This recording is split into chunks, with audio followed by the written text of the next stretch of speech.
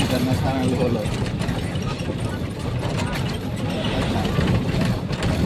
তারপরে ওদিক থেকে তোরও মনে আছে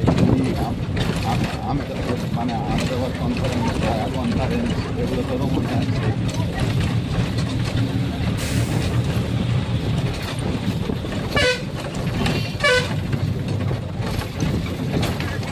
কি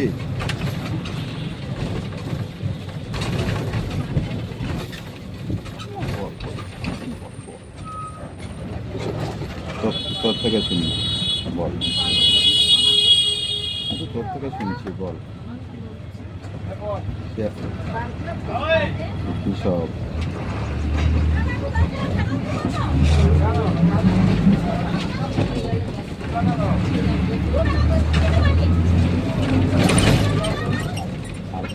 আরও একুশটা আহমেদাবাদ কেন মনে আছে বলতো?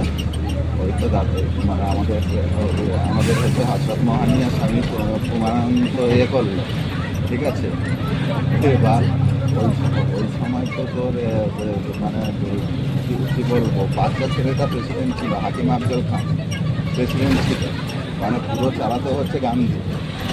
হাকিম আফজল খান, আজমল খান, হাকিম আজমল খান, ঠিক আছে। ওই প্রেসিডেন্ট ছিল কারণ চিত্তরঞ্জন দাসকে দিয়েছিল, ঠিক আছে। এবার ও তো ওর বয়স তখন 20 ছিল, তারা তো পুরো গান্ধী ওটা পূর্ণ স্বরাজের দাবি পেশ করতেই দিল না।